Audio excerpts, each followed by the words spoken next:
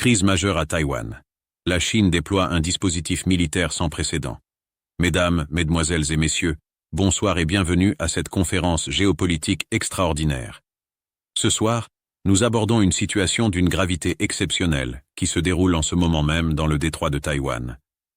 La température monte de façon vertigineuse dans cette région stratégique du monde, et les événements qui se déroulent sous nos yeux pourraient redéfinir l'équilibre géopolitique mondial pour les décennies à venir. Une escalade militaire sans précédent. La situation est extrêmement tendue. Jamais depuis des décennies nous n'avons assisté à une telle démonstration de force dans cette région. La Chine vient de procéder à un déploiement militaire d'une ampleur jamais vue autour de l'île de Taïwan. Ce n'est pas une simple manœuvre d'intimidation. Ce n'est pas un exercice militaire de routine. Non, mesdames et messieurs, nous sommes face à quelque chose de beaucoup plus sérieux, de beaucoup plus inquiétant. La République populaire de Chine a mis en place un dispositif d'encerclement total de l'île de Taïwan, combinant des moyens aériens et navals de dernière génération. L'ampleur de ce déploiement dépasse tout ce qui avait été observé jusqu'à présent en 2025. Les machines de guerre chinoises, flambant neuves, issues des derniers développements technologiques de l'industrie militaire chinoise, sont maintenant positionnées en cercle autour de Taïwan. La réaction américaine, entre stupéfaction et incertitude. À Washington, l'administration du président Donald Trump se trouve dans une position extrêmement délicate. Le président américain lui-même semble dépassé par l'audace chinoise. Les sources au sein du Pentagone rapportent une atmosphère de tension extrême. Les stratèges militaires américains se demandent quelle réponse apporter à cette escalade. Toutes les options sont sur la table, mais aucune n'est sans risque majeur.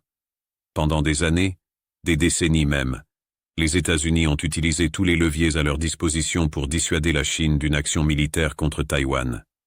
La diplomatie, les sanctions économiques, les ventes d'armes à Taipei, le positionnement de forces navales dans la région, les alliances régionales renforcées avec le Japon, la Corée du Sud et les Philippines.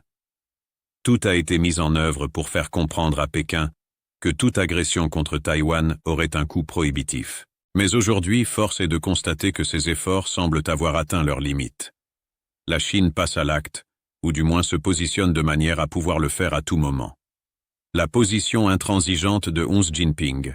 Le président chinois Xi Jinping, cet homme réputé pour sa discrétion, pour sa retenue dans les discours publics, a pourtant été on ne peut plus clair sur la question de Taïwan.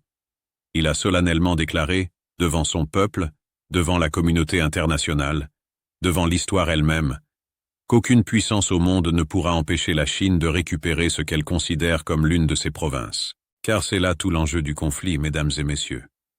Pour Pékin, Taïwan n'est pas un État indépendant.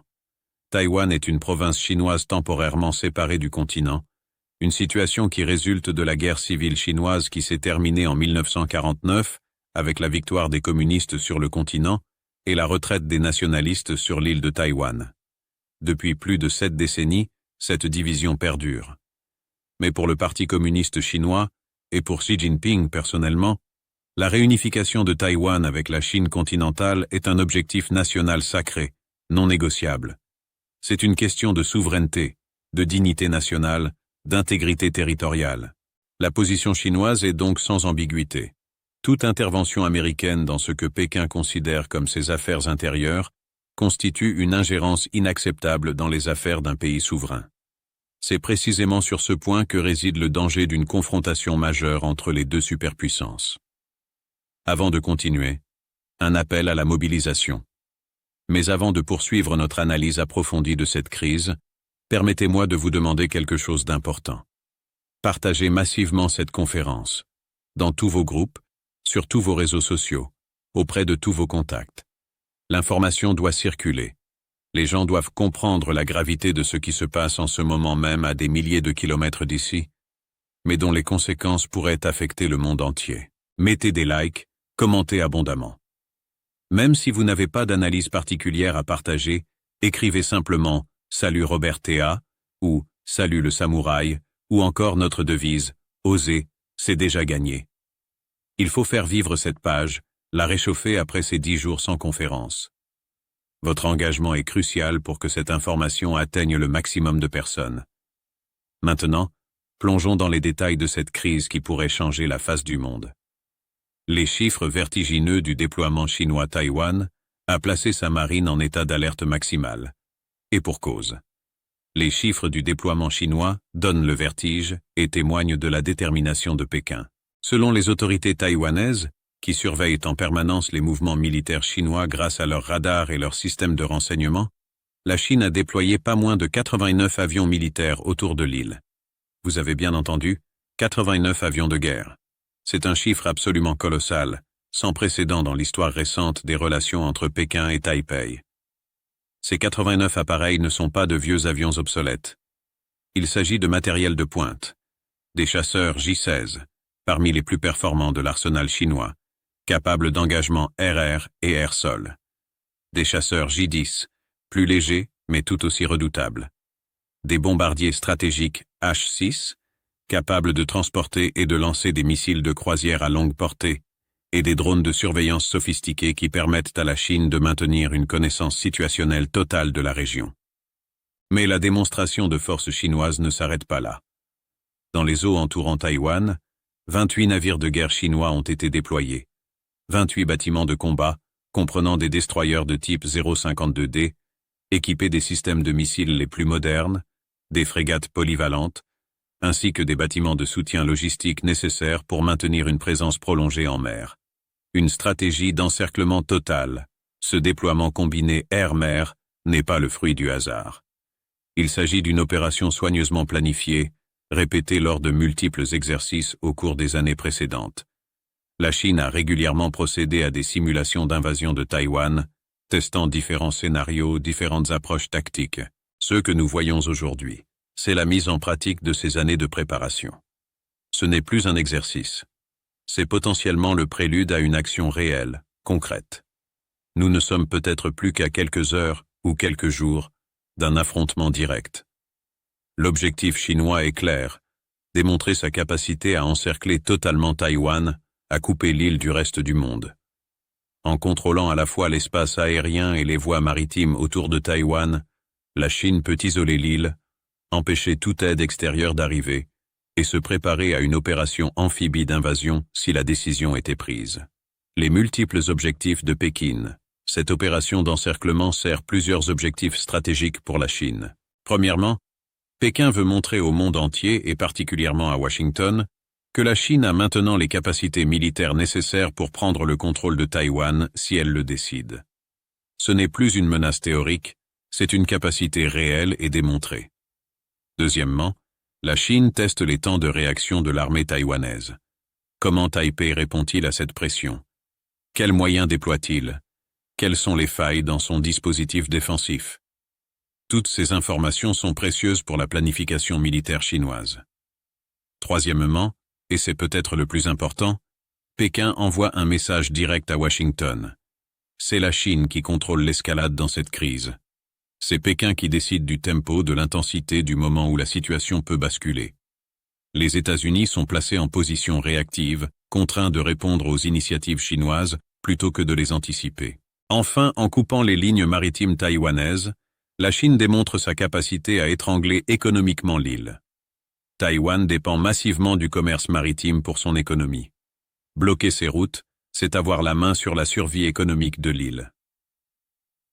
La réponse dérisoire de Taïwan. Face à ce déploiement massif, quelle a été la réponse de Taïwan? Malheureusement, mesdames et messieurs, la disproportion des forces est flagrante et illustre cruellement la dépendance de Taipei vis-à-vis du soutien américain. Taïwan a déployé 2 vedettes lance-missiles. Seulement 2.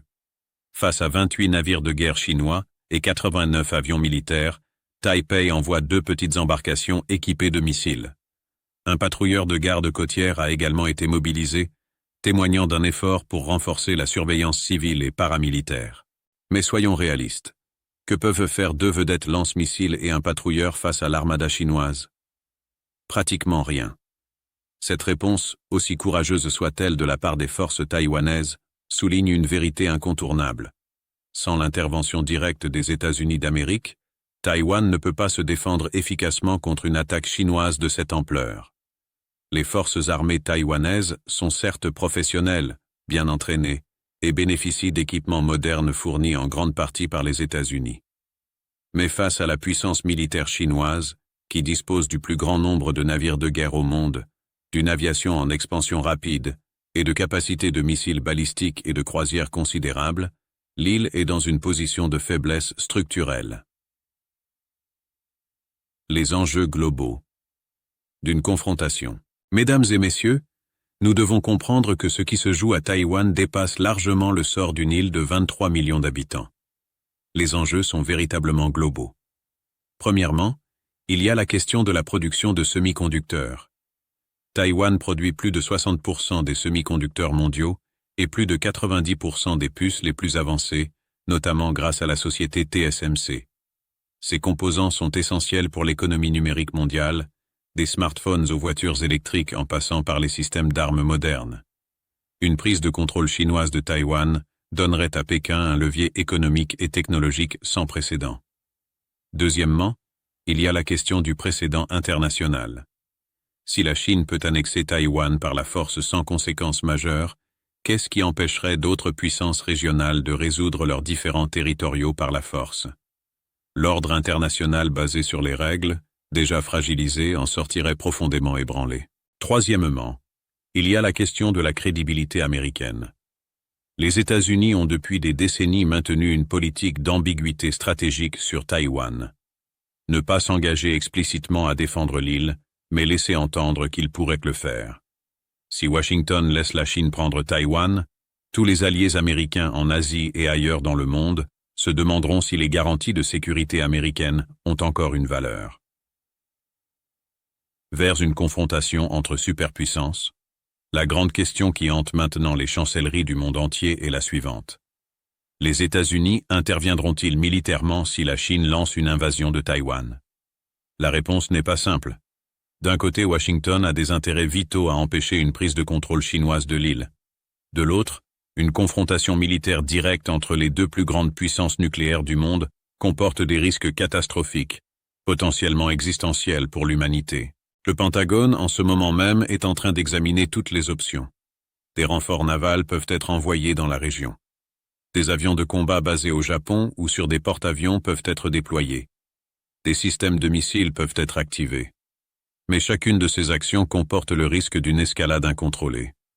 La grande crainte est qu'un incident, même accidentel, ne déclenche une spirale de représailles mutuelles menant à un conflit ouvert.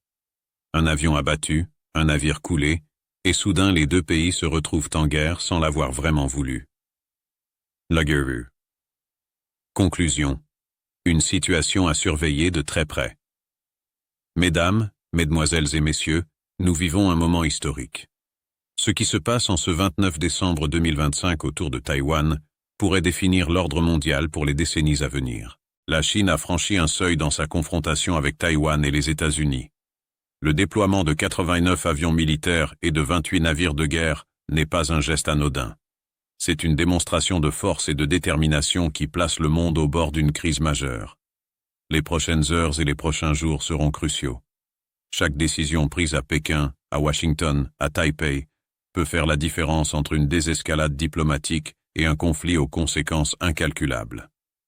Nous continuerons à suivre cette situation de très près et à vous tenir informés de tous les développements. Restez connectés, restez vigilants et surtout, partagez ces informations essentielles autour de vous. L'histoire est en train de s'écrire sous nos yeux. Soyons des témoins conscients et informés de ce moment crucial. Je vous remercie de votre attention et vous dis à très bientôt pour de nouvelles analyses géopolitiques. N'oubliez pas, oser, c'est déjà gagné.